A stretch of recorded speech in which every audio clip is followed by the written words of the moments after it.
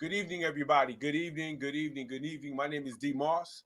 You're on one-on-one with D.Moss, and today we have a very, very, very special guest. One of the young and doper brothers in our community goes by the name of Vilenti Tulloch. If I screw up your name, bro, I always mess up your last name, so you have to Nah, excuse you, me. Did you I got get it it? right, man. You got it All right. right. I was just testing you to see if you was with me. Um, so we on with Vilenti. Every Thursday we come on and we interview somebody who's, accomplishing amazing feats, things that ordinary people would sleep on. And what we want to do is make sure that we help to get the word out, make sure we get this good news out, and at the same time highlight movers and shakers in our community, people who aren't looking for accolades or credit. They just want to get information out to talk about what they're doing so we can get more young people and their families involved in this growing process. So with that being said, let me introduce my man, Vilenti Tulloch. Go ahead, Vilenti. Tell folks who you are, what you do, and let's get in it. First, just want to thank you, brother Daryl, for having me on the show, man. I know, we always talked about doing this, and whenever we run into each other, it's just honestly appreciate all the work you're doing with the media piece and the media outlets, and always just being a stand-up guy, and in what you believe in. So I appreciate you, man. Thank you. I appreciate you greatly. So, Valenti Tulloch, father, husband, educator, consultant. I mean, community leader. Uh, but I would just kind of, I can start by just talking about like how I got to, some of the background in education. Graduated with a bachelor's in sociology from Westfield State. Yep. Then went on to achieve my master's in educational psychology through American International College. I would say I had the opportunity, some great opportunities to intern in my undergrad at our local DCF offices and at our probation office. So I was able to get just some background experience on how the system works and working with the community, and from that perspective, went on to do a lot of human service work. Worked at DCF, worked at the key tracking program before I worked at DCF. Before I went on to work, You yeah, did tracking with Mike Goodwin and folks? yeah, man, yeah. But it Okay. was it was a great experience, honestly. Just being able to, honestly, it kind of led me to the work I'm doing now with the leadership program, because uh, the work that we did, just building those relationships in the community, working with stakeholders, it was a great eye-opening experience. So can't complain. Honestly, all experiences kind of made me who I am now. Uh, and then went on to, after DCF, went on to education, worked as a teacher in the classroom, worked as an adjustment counselor. I'm currently a dean of students. And I've done some other work in the community as well. Participating in I was a co-facilitator for a um, culturally specific domestic violence group for Black males.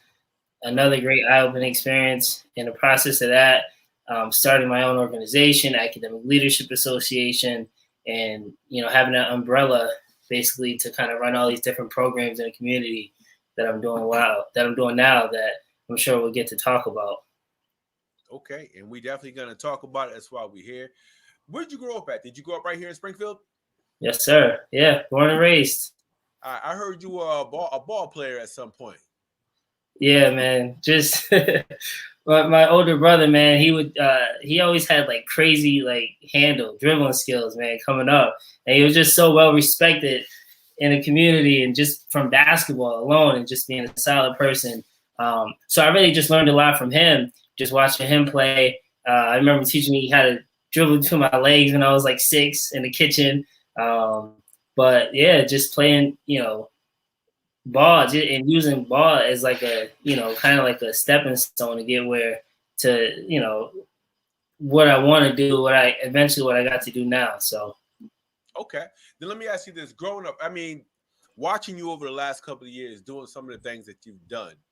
Growing up, were you a part of any youth programs or any community development programs? Were there any mentors or adults that you were able to look up to, to get, and watch them do some of the things they do. Cause I look at your giving spirit, and you're always trying to give back in some capacity. Whenever I see you, you're doing something positive, and it's kind of, I'm not gonna say it's rare, it's just welcoming and comforting Thank you. when you see young people stepping into those roles, and it's like, wow, where do they get it from? You know, who had the impact on this young man to the point where he's like trying to change the world, or at least change the world of as many people as he can get his hands on. Yeah, no, just growing up, we was a part of that Dunbar Community Center in that whole community. Okay. But I would just like tag along again with my older brother, man. Me and my twin brother would just tag along and just, you know, follow him to practice, follow him to the park, the court. And but he was really our role model growing up, our mentor. Um, you know, and kind of fast forward, uh, a big turning point for me and why I, just kind of do the work I do today is not only my experiences, but uh, the birth of my first son. I was a senior at Westfield State, and we really had to grind, man. Like me and my wife was just grinding, trying to, make ends meet and finish school. But something happened, man. I really just was able to. At the same time, I came across the autobiography of Malcolm X at that time, and just kind of reading what he did, his dedication to his craft, his how disciplined he was. A lot of what I read, it just kind of like helped me kind of tap into my inner, I don't know, superpower to just want to kind of find my purpose. And I always felt like just having an opportunity to have an impact on young people's lives and serve as a mentor and put people in positions, just like I was put in positions to succeed, just kind of giving back and paying forward. So, okay, yeah, that's phenomenal. All right, let's fast forward. Actually, let's bring it up to where we are now. We have the Academic Leadership Association. Talk about the Academic Leadership Association. What are the objectives? First, let's back up. What was your original vision for the Academic Leadership Association? And then tell me, how we got to the point where we are today. Yeah, so I would say it started about 4 years ago when I first got into education. We started something called the Young Gentlemen's Club at the school I'm at now. So our principal, who's my mentor actually today, and assistant principal, Dr. Claiborne, I think she's watching. But I was like, you know what? Like, I want to work with we had a lot of challenges, like behaviorally, right? So I just wanted to tap into all those students who were struggling, who had the highest referrals, and created the mentoring program in the school. So, we did a lot of work with just building those relationships, giving the kids an outlet, holding them accountable, giving them a level of responsibility. And I really saw like the benefits throughout the year. Like we have a lot of success stories, students who like average, nearly 30 office referrals a year, long-term suspensions, fighting. We was able to tap into those students and kind of work with them and give them a sense of purpose, to where the next year these students went on to be student of the month, graduate with A's and B's. So really just having that positive self-image. So over the years, just seeing that, the benefits of the program, I created the organization of Academic Leadership Association, where, again, the mission is just to empower youth to make positive changes within themselves and their community through our advocacy and mentoring. And what we do is we partner with schools in the community and look to bring a mentoring program to the schools. Have our mentors connect with the students who they consider at risk, whether it's attendance, behaviors, academics. And we check in with those students daily. They have their mentors. They attend our group counseling sessions once a week. We have the Financial Literacy Academy that they're going to be attending. We teach them things like healthy relationships, positive self-image, again, school engagement, we have a social justice curriculum that we're working on. So just really working to create young leaders, young future leaders. All right. So how do you go about recruiting? Let's go to the volunteer portion. How do you go about recruiting volunteers? Like if somebody wants to volunteer, what type of criteria would they have to meet? Talk about that a little bit. Because there are always people who want to work with young people, but just don't know where they can get in and where they can fit in. So, Yeah. So actually, a couple months ago, we partnered with Springfield College AmeriCorps, and okay. because they have a system, they have mentors at AmeriCorps, so we partnered with them, and we were able to give our mentors a stipend to work and do the work with Academic Leadership Association, and identify those students in the community that they can work with. But as far as like just being a volunteer, uh, we to be honest, we have an interview process. So Okay. we sit down. I have a list of questions I go through just to kind of gauge the purpose behind why they want to be a mentor. Just explain the purpose behind our program and just make sure people are in it for the right reasons. Which I mean, the first step is just reaching out and wanting to do the work. But there's a level of expectations. We have weekly supervisions with our mentors, so there's consistent follow up.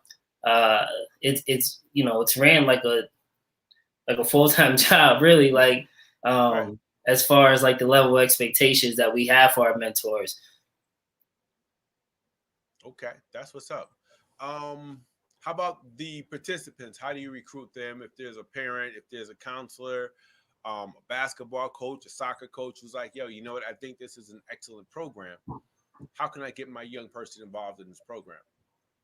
Yeah, absolutely. So the first step is, I mean, we've been just grinding, trying to, you know, uh, partner with the schools in the community um, and work from top down, right? Really. So the key to the program is creating buy-in from administration down to the counselors, to the assistant principals, to the classroom teachers. And what we do is we sit down with their team once we iron out the partnership. We sit down with the team and identify those students who they think would really benefit from the program. And I'm telling you, brother Darrell, I run into a lot of parents who, or they'll reach out to me and say, hey, I need a mentor for my kid. I'm like, the next step is just really finding out who their principal is, what school they go to, and then we reach out to the principals and say, hey, we have some students there at your school that are interested in having a mentor, and you know that's how we can kind of initiate the program. Okay.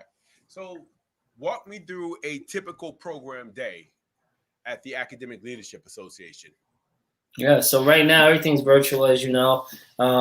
But what we do is our mentors create a virtual link, and they have 2 check-ins with the students every day, right? So if a student is struggling with attendance, we have a check-in before school starts, right? Because we want to know what the barriers are to that student attending the virtual course, the virtual lesson, and being consistent with that. Then we'll have a check out at the end of the day where the students can check out with their mentors on the virtual link, discuss how their day went. Everything's tied to a sheet that they use, what we call a point sheet. But that is a narrative that the teachers can kind of gauge how well the students did, how many points they've earned throughout the day. And our mentor just follow up, man, every day. We work closely with the parents. They serve as advocates. So if they have a 504 meeting that day, they have a parent meeting. We may even want to initiate a parent meeting just to talk about some of the concerns that we may have with the student, or the teachers have been expressing, just to kind of get everybody on the same page. We want to bridge that gap between the school, the classroom, and the home environment. Okay. Wow, that's wow. That's wow. How's the parent engagement? How often are the parents actively involved, or do they just drop their young people off and disappear? How do you keep them engaged? Because a lot of programs, people are constantly saying, we have young people involved, but they tend to drop them off at the door and then they take off. Virtual, they'll sign them on to the computers and disappear. How do you go about keeping them engaged? without giving away your.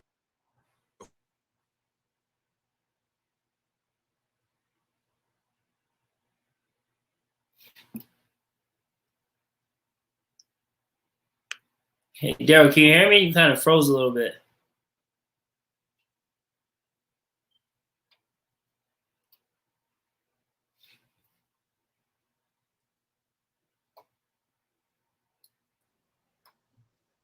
There we go. I'm back. Okay. I'm not sure what's happening with the internet. Nah, okay. I think I got a gist of your question though. The parent engagement piece. Yep.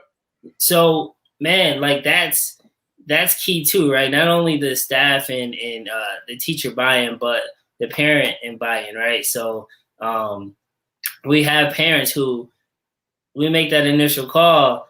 The parents want to be a part of every check-in, check-out meeting. They want to be a part of every virtual link. They want to be able to check in. And that's where we see the most success, right? Because not only is it coming from us, it's almost like a team approach to help the student achieve any academic success. So they know if I'm saying something, or if our mentors are saying something to the student, it's really mirroring a lot of what the teacher's seeing as far as like, for example, like work completion.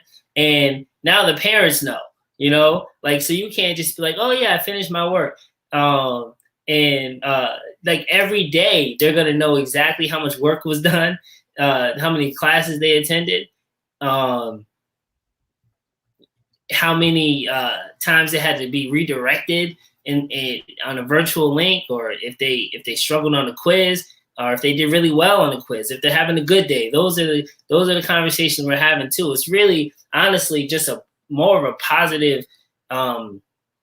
We teach our mentors to be extremely positive in every engagement with the student, and start with at least 5 positive praises to the student before we offer any redirection. So yeah, it's called the 5-to-1 praise to correction ratio. But actually, all the parents at home, use that for your kids. It works. Just like there's always good things that the student's doing, right? So if you look at a point sheet, there may be some they may have struggles during the day, but there's also some high points too, some bright spots that we love to point out to create that behavior momentum. And then we offer the redirection, but it's so seamless that by the time we offer the redirection, they're so high on what they did really well that they take that feedback and want to do well. So right. That's what's up, man. That's beautiful, man. How long has this program been going on? I know you've already talked about it, but just say it again, because I want to make sure people understand that there clearly are good things happening for our young people and their families. So how long have you been running the Academic Leadership Association again? Yeah, so I've been doing it for I've been doing a mentor program for 4 years now. And there's actually, if you go on YouTube, they did a story on us out in Southbridge. They did a story on YouTube. It's called the Young Gentlemen's Club. If you type it in, it's really cool. But I've been doing the mentor piece for 4 years. I actually was able to create, and man, it was a lot of work, brother Daryl. It was a lot of work to just create an organization, man, and the business side of it, which I'm literally teaching myself every day. Reading a lot, listening to podcasts. But last year, I was able to create the LLC, the Academic Leadership Association. So it's been running for about a year now. Okay. Wow. ALA. Wow. And you run like once the pandemic breaks and we're back doing our things in the community. Now, are you still going to be running that out of the Boys and Girls Club Family Center? I know you were doing the weekend program out of the Family Center. Are you still planning on going back to that? Yeah, most definitely. Our Financial Literacy Academy starts on April 24th with Tika Jones. Okay. Love Tika. Tika's great, man, with the kids. She's so good with the kids, man. She has an energy about her. She just keeps me lifted, and so, but that is that starts April 24th. That's our next season. A lot of blessings, man, with that. We was able to partner as well. Our sponsor is through the C3 Mason Square, and they're gonna help us provide lunches for the kids every week because 8 sessions. Wow. Yeah, so our kids, and not just pizza. So so shout out to Councilor Whitfield, Richard Johnson, Nicole Coakley, the whole C3, man. It's honestly a blessing, man, and I'm meeting a lot of great people through this work. So it's lovely. And I just wanted to add too, one thing we're working on, Brother Daryl, is we reached out to the local police department, and we're looking to make or facilitate police as mentors for our young brothers and sisters in the mentor program. So again, we've interviewed 3 police officers so far, all really good people, man. They're gonna get started in the next couple weeks, but they just want to be a part, man, of the great work we're doing, and they want to be mentors. They want to kind of change that negative stigma, that perception. They want to especially when school opens back up, right? We have a lot of resource officers that are in the school. But our officers are going to go into school with a different kind of perspective. Like, they're going to go into schools and checking in with the kids. They're going to be a part of the academic success of that student, and they're going to work with the parents. They're going to work with the teachers. They're going to work with the staff at the school. It's really going to be just like a community, like pulling together for that one student, and that's how we're going to treat each student that's going to be in the mentor program. Yeah, that's brilliant. I'm definitely digging that. I know we have some. Our police department has its issues like every other police department in the country, but we also have some brilliant individuals who wear their uniform every day, and I'm looking forward to that part, man, just to see how that works out. Again, we have great officers. I know the Mason Square C3. I'll put them up against any unit in the country. Yeah. When they have the celebrations, the get-togethers, watching what they did at DeBerry with Sergeant Williams when he was on, work that they did in DeBerry School, and some of the work they did with the Black Men Grade of Springfield. Now they're with working with the officers, working with the Academic Leadership Association.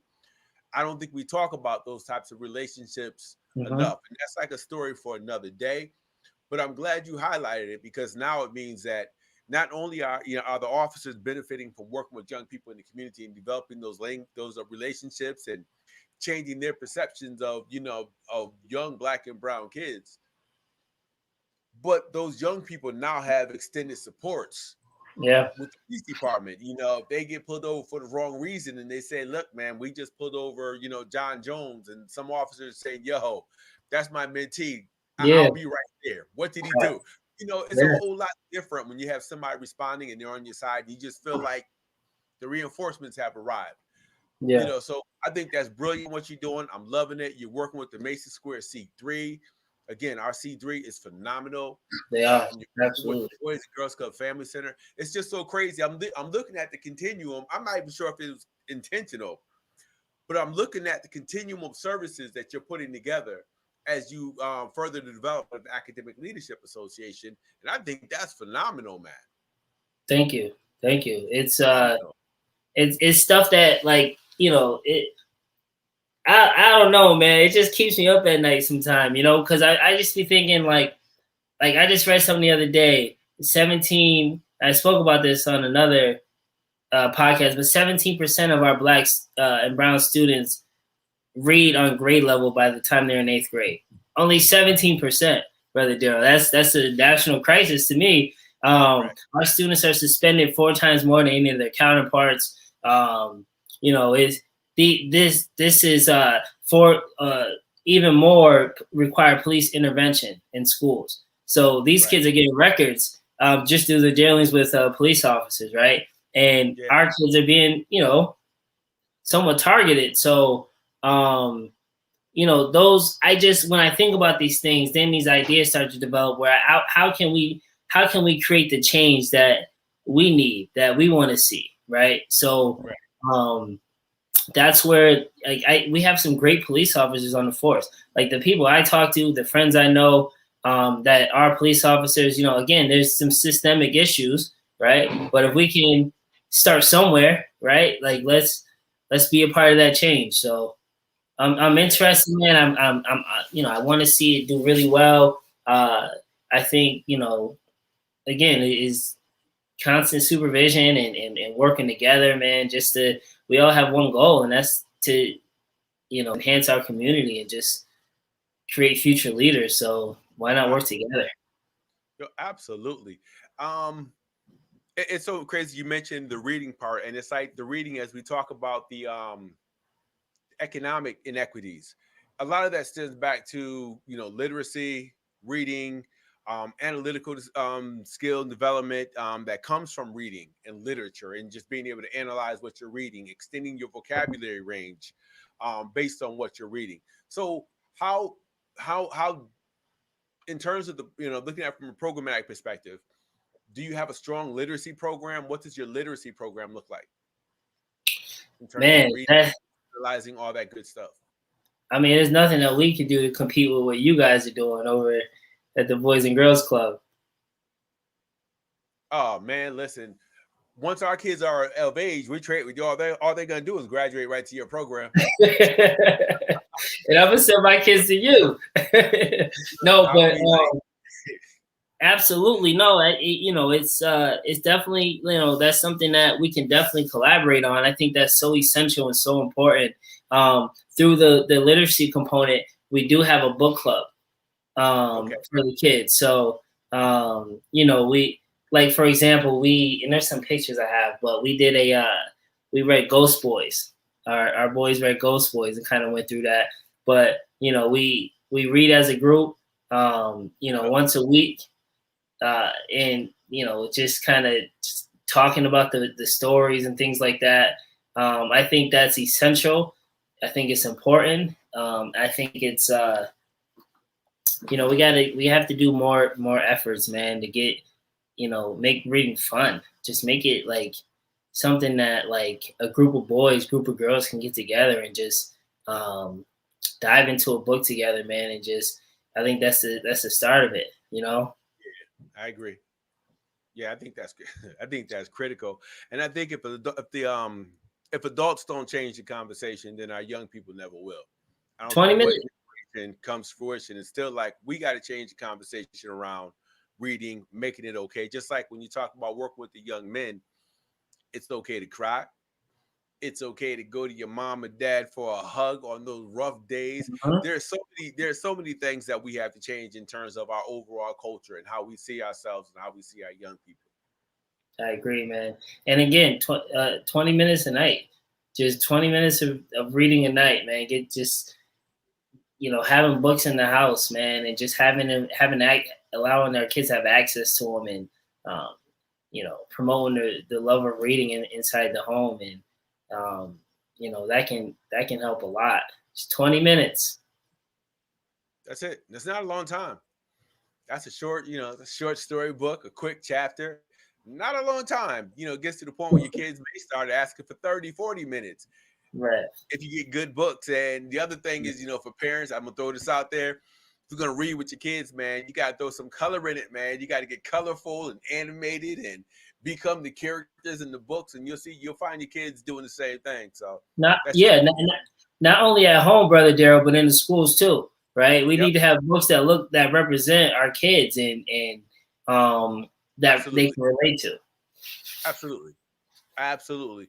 And the other pieces, I think, once we get to the point where all of our programs are institutionalized, I think that there are conversations that need to be had with members of the school committee, um, in the city of Springfield, you know, meeting with our superintendent and his, you know, senior staff, just to talk about, you know, the cultural interactions. And, you know, not only do we need books that reflect us, but we also need a full curriculum that reflects us.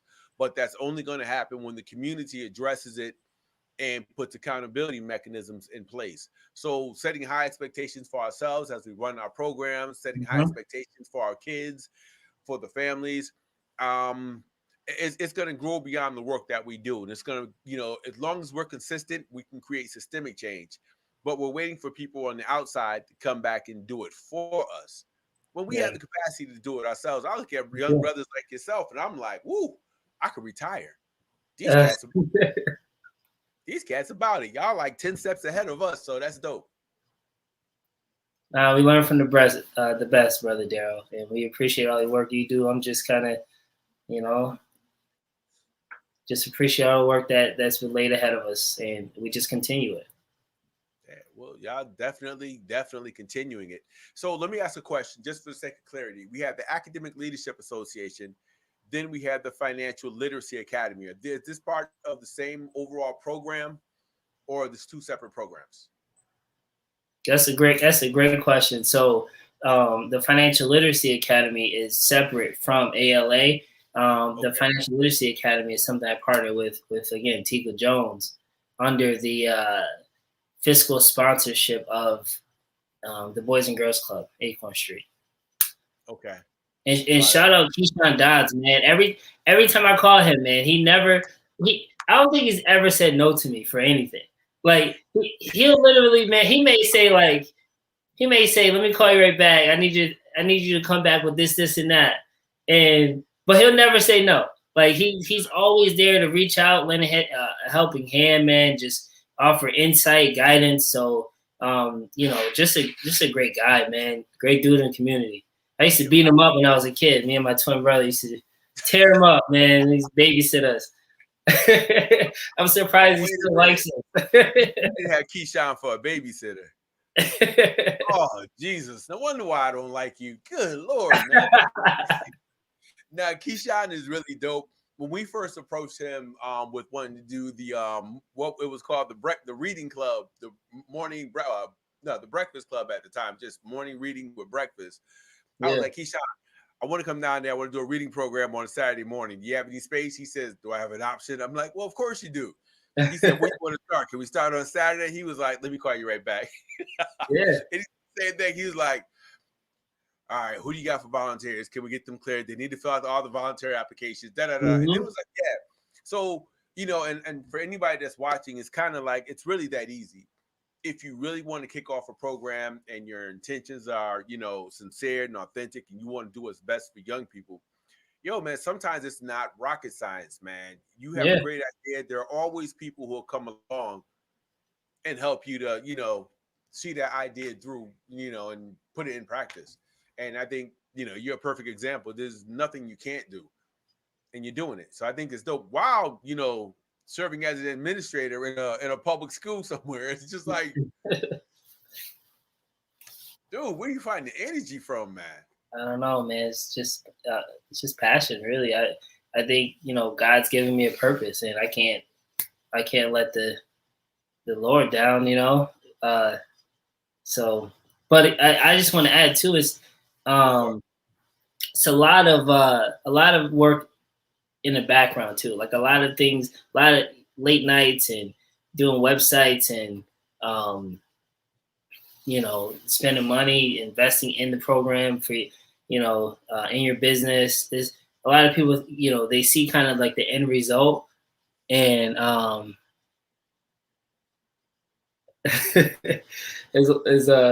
Ashi, man. But people see the end result, right? But there's a lot of work behind the scenes that that needs to get done too. So you can't skip steps, man. Take the stairs. Absolutely. Can you still hear me? I can. Okay, good. Because it looked like my camera froze with the cheesiest smile in the world. I'm just like, okay. So I'll keep talking until it comes back on. All right. So we're at that 34, 35-minute mark, man. What are some of the critical pieces you think that we need to convey to people? Because we want to make sure that the Academic Leadership Association gets all the support that it can possibly receive from the community. We want to make sure that if parents have young people who they want involved in the program, we want to make sure that they understand they have access, let them know who they need to contact. What are some of the other vital what are some of the other vital information that people really need to know about this program and the work that you're doing? How can people help? If you need donations, how can they get you donations? Tell me about all that. Oh man, great questions, and I appreciate it. A lot of it starts with we have to partner with schools in the district, right? Yep. So overall goal is to be in not just this district but surrounding districts as well. So, we're working from now and through the summer, just connecting with the local leaders, the school leaders, to set up these partnerships to go into the schools. Once we have that partnership with the school, we can kind of begin to work there. But it starts there, right? It starts having those partnerships. We do have these courses that we're offering. He said, T. Marie, there he is. Yeah. Yeah, But we do have the courses we offer that you can sign your kiddos up for. The Financial Literacy Academy, again, starts April 24th. It's $50 to register. If you want to sponsor a student, you can. You just reach out to myself or Tika Jones. Or you can email me. You can email the program at academic leadership ASSOC at gmail.com. We have our websites. We have the Financial Literacy Academy. It's a group on Facebook you can join. We have updates constantly on that page. We have the Academic Leadership Association page on Facebook. We have an Instagram page at Academic Leadership Association. You want to be a volunteer. You want to. We have an intern, Brother Darrell, on the team too from Westfield State. Okay. Yeah, and so it's just reach out, man. Obviously we have the we have the interview process. Even as for volunteers, we have the interview process. But we have an event planning committee. You want to join the event planning committee? We got a couple things planned for our students in the program for when they graduate, or just a celebration at the end of the year. So we got a bunch of things in the works, So, but again, if you want to be a part of the team, just reach out. We never turn anybody down. So I'm assuming there's more than enough work to go around. 100%. And I don't see it like we're right now we're working with Duggan, the 7th graders at Duggan. And we're in conversation with other schools too. I don't know if we're going to start that this year or for the next year, because we're kind of winding down this year. And I know there's a bunch of questions about in-person, virtual. So, so we have a couple other schools in the works too. So just really exciting, man. We work with elementary, middle, and high school. So that's what's up, man. Great stuff. Wow. Yo, man, that is really great stuff. So right now it's virtual, just so folks know, virtual. If you want to get involved, if you want your child involved, what are the age brackets? I don't think I asked you that. In terms of the young people you work with, what are the age brackets? Is it gender-based? Talk to me about that. I don't think we talked about that part yet. Yeah, absolutely. So we probably start, the lowest is 8 years old, because we have, for the financial literacy, we do from 8 to 19. So those are the ages we target. Lowest is 8 years old, 4th and 5th grade. Okay. Is where we kind of start the program. Anything younger than that is, we find that maturity from 3rd to 4th to 5th grade is totally different. So we think the program benefits a lot of those kids getting ready for middle school, taking on more responsibilities and accountability. So those are the real target ages. Okay, that's what's up. And it started as for just boys, but we have girls in the program now as well. We have female mentors as well. So really, okay. Yeah. So it's both genders, it's male and female, correct? Yep, absolutely. Okay. That's what's up. So once we open things back up again, I know you were doing the after school program. This is still after school evening, correct? Yeah, actually it's throughout the day, throughout the entire day. Because you have other aspects. Okay. Yeah. Once the things open up, we'll do community outreach. We're gonna go, do home visits, and our mentors are gonna spend some time with the students in the community. We'll probably have, I'll reach out to Keyshawn, or but using the Acorn Street Family Center is kind of like a place for the kids to get together. with the mentors and just do check-ins and things like that. Or we'll have people going to the schools throughout the day when school opens back up, just checking in with the kiddos and seeing how they're doing. Um, Obviously, we follow COVID guidelines and we want to make sure our kids are safe, as well as our mentors and everybody involved. But again, that's just kind of, we got to be patient and kind of see how things play out. Okay. And this is citywide, I'm assuming, and not just neighborhood specific, right? Yep, citywide. So for folks, doesn't matter what section of the city you live in, doesn't matter your ethnicity, your race. Yo, contact the program, get involved, man.